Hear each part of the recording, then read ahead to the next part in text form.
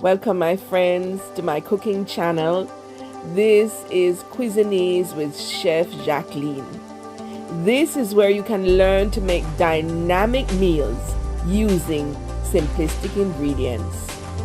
I will introduce you to world fusion cuisines using a palette with foods from cultures such as Jamaican cuisine, English, Chinese, Italian, French, and so much more.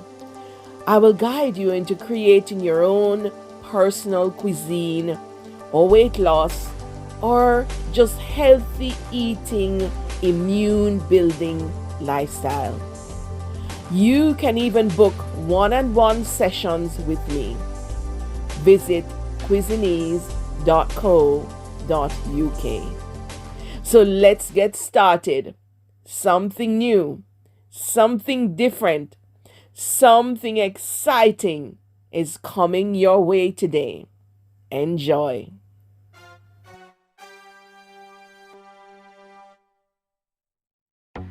So today we'll be doing Jamaican rice and peas. Actually, many people think it originated in Jamaica, but the history of that dish is it originated in Ghana along the Ivory Coast in West Africa. Rice and peas was adopted from the Akan tribe known as Wake, W-A-A-K-Y-E. This traditional form of rice and peas is still popular in Ghana, though the cooking method and ingredients, they differ greatly. So Jamaicans really have made that world famous Jamaican rice and peas. And that's how we make inroads in many different areas, like about Usain Bolt for racing, about Bob Marley for music, and everybody knows about, most people at least know about Jamaican rice and peas and jerk chicken. And so today I'm going to show you the true way to make rice and peas. Of course, as I told you, the normal way is that you do the outdoor cooking, but now that we've gotten modern, but we usually use red kidney beans. And then at Christmas time we get into this thing of using gungo peas, because the gungo peas usually come out at Christmas time, and then they dry them and you get it worldwide. They call it pigeon peas. But the green gungo rice and peas is unmatched. So I'm going to show you now today. I don't have the other kind of peas, but I'm going to show you because I have cow peas. That's the only kind of fresh peas I have, which is very similar to the red kidney beans, right? They're very small and they come out to be very sweet, very similar to the red kidney beans, but they give such flavor. So this is what you do if you had red kidney beans or you had dried gungo peas. You would put the peas to soak overnight. So this is half cup of peas, all right? And you're going to put it in your pot with about 2 cups of water. And then I do something that's a little different, because some people will soak the peas and then throw away the water and start the boiling. No. I actually start to season up what sits around the peas. So this here is 2 teaspoons of garlic, minced garlic, right? 3 teaspoons of ground pimento, which is allspice, and 2 teaspoons of salt. All right, and I actually just stir that and leave it to soak overnight. All right, as I said, you can use many different peas, and I was just showing you the soaking method, but I'm actually going to do green gungo peas, rice and peas. Today I actually found it in a tin in Nottingham, and I really enjoy the green gungo peas the most of all.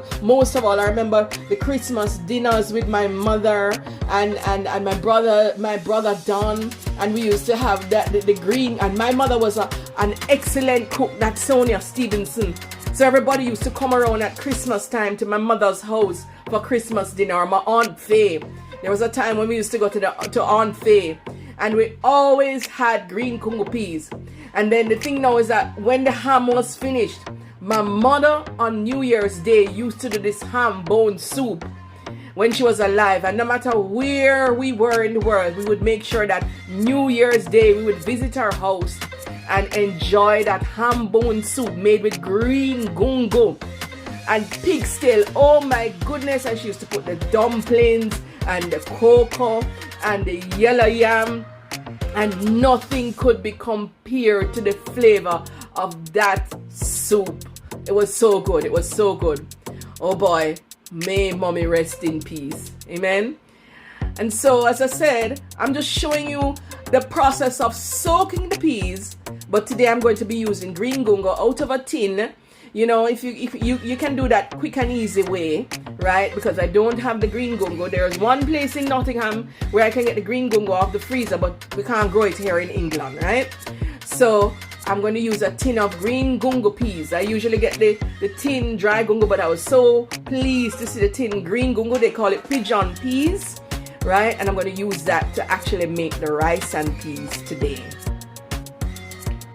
So rice and peas has coconut milk, and the coconut milk gives it a certain richness that, oh my, the taste is out of this world. So you see, I have a coconut here.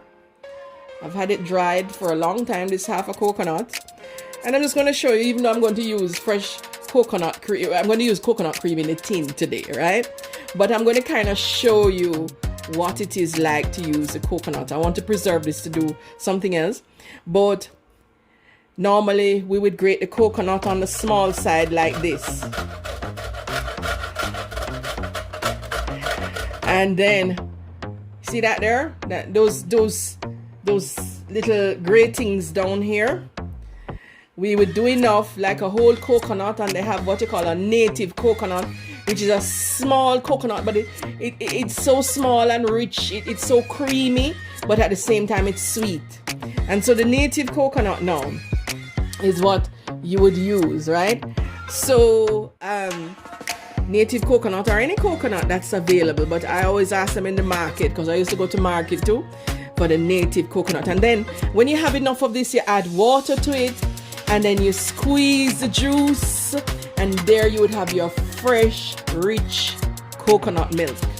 And the other option would be to grate it on the bigger side of the grater, like that, right? And when you have the shavings, you just blend it with some water until you got your coconut milk, your fresh coconut milk or cream, all right? But today I'm just going to use tin coconut milk, and there's a particular brand that I use over here that it has a certain richness to it, and it's quite, it tastes just like coconut milk.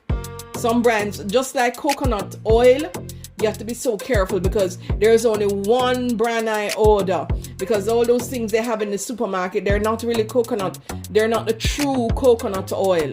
So I've done a lot of research, and I found one brand of coconut oil, and so there is also one brand of coconut milk that I use too, all right? Because you don't want something that has a lot of other kind of thickeners and so forth and so on.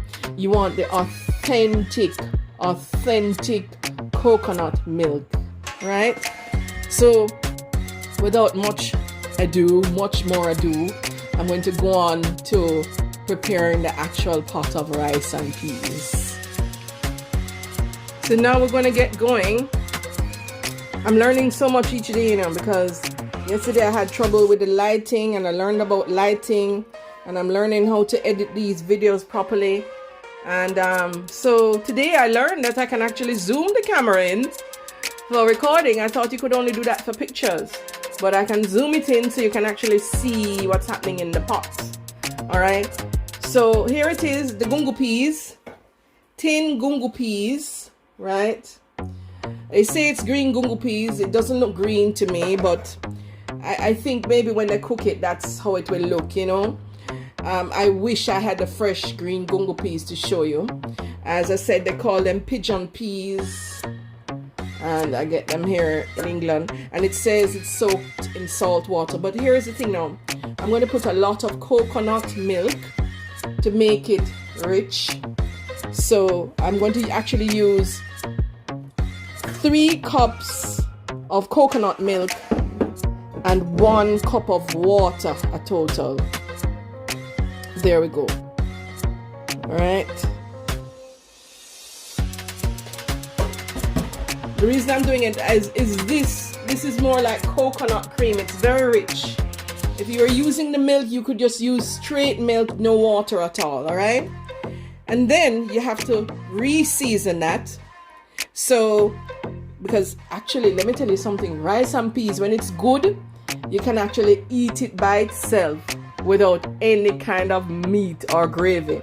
And then we have this tradition, you know, when the rice and peas pot cook, we on Sundays, because Sundays it's a tradition that we have rice and peas and any kind of meat. But you do a taste testing and you put a little butter in it, you know. And so you're gonna season the pot.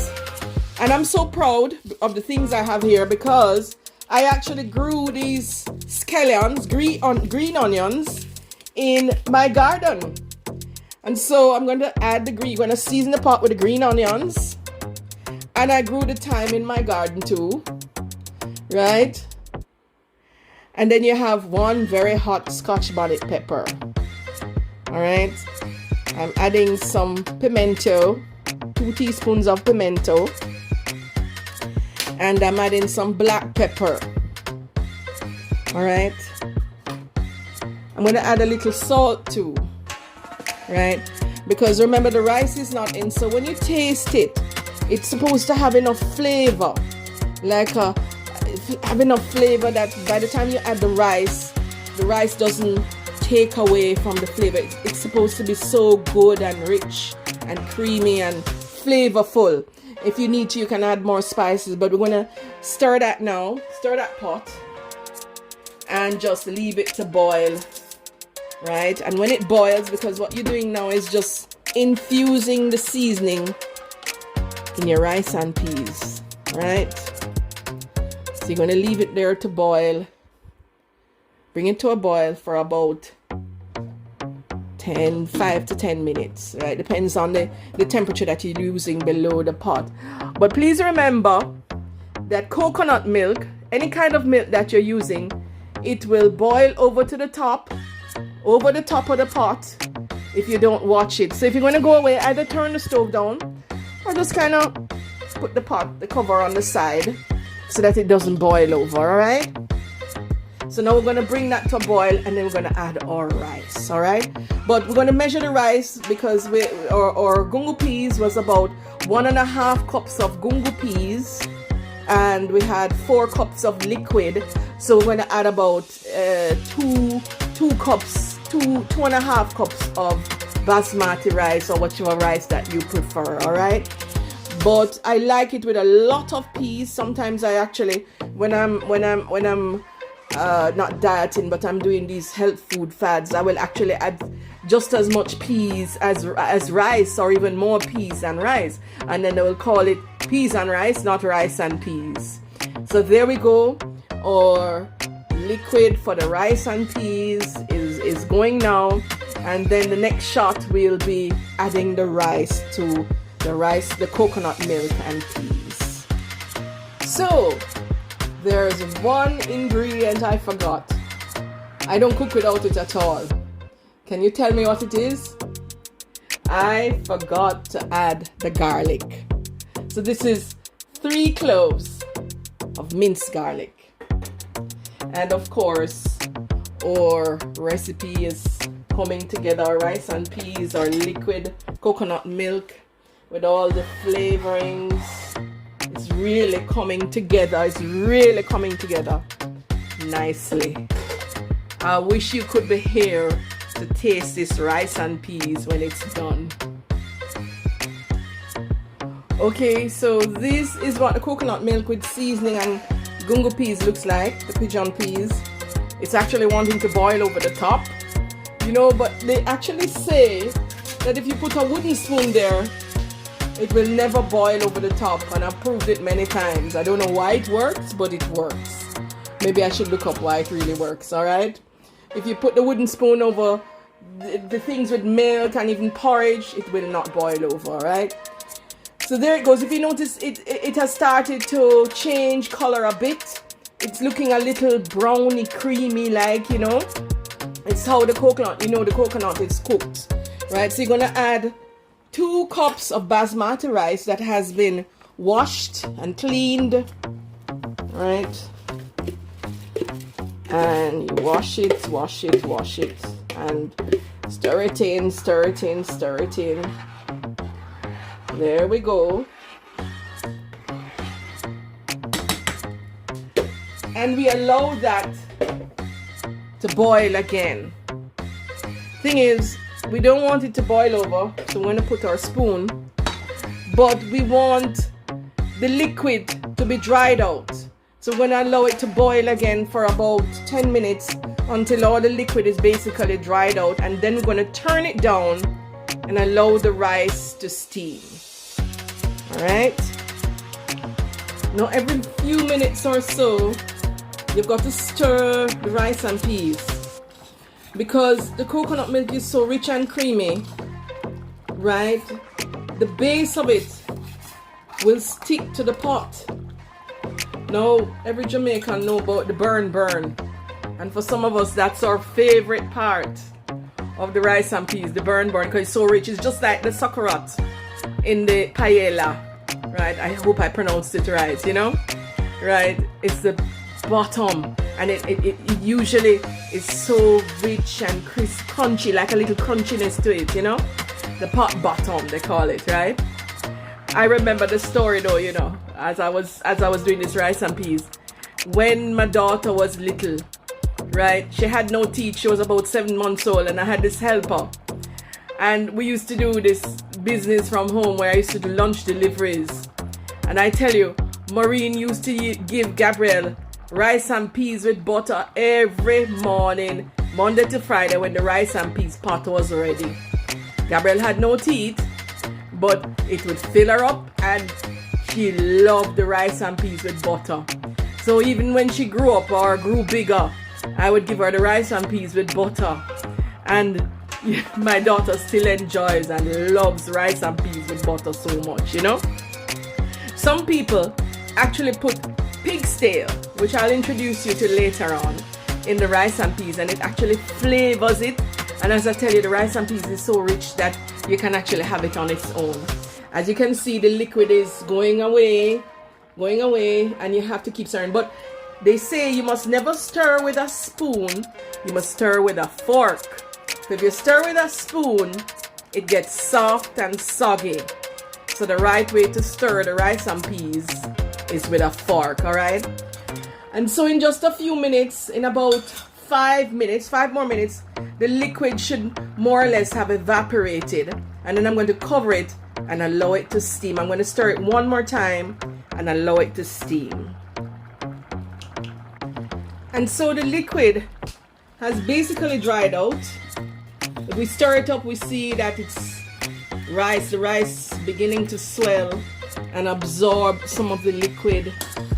And then, you know, the good thing about putting the spices in like that, not the spices, the aromatics in the thyme, and so you can just take them out right when it's done, because it's just been absorbed into the dish. So I'm going to reduce the fire now, the heat now, to about 2, which is low. And then I'm going to cover the pot and allow it to steam for about 20 minutes. There we go. Now, ever so often, you have to check on the rice and peas. You got to stir it up to see if it's actually doing what it's supposed to do. That's the liquid drying out. The rice doing what it's supposed to do. There it goes. Because if you notice, whenever you stir it, the liquid gets all around the rice, so that even the top part is cooked, not just the bottom. Alright, there we go.